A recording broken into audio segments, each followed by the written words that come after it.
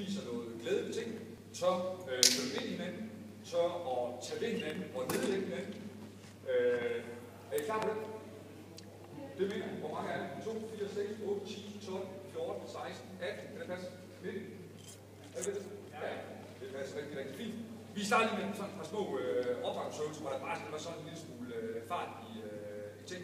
Vi får lige 6 på den banehalvdel der, undskyld på banehalvdelen der, 6 på den banehalvdelen der, 6 på den banehalvdelen der. Laver du hurtigt, så er der en i overskud, det har jeg allerede regnet ud. Vi finder ud af det selv. Vi skal have bolde. Alle mand tager de hurtigt bold.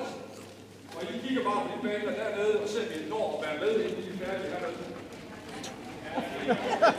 De bliver overrasket over bolde, okay?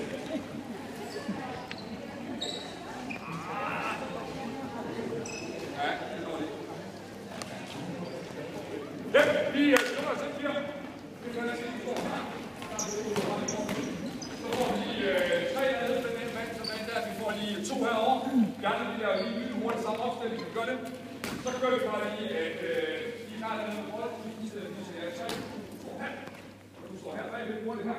Og du står der. Din opgave det bliver inden for vandsmanden her og komme ned bag ved stregen.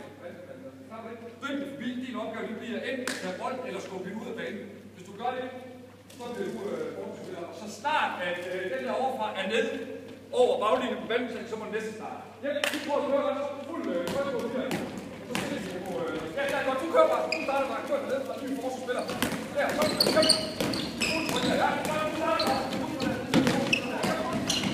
Fuld tryk. Ja, og næsten kom. Han spiller, de er ude at hente bolde. Hvad siger du? De er ude at hente bolde, altså.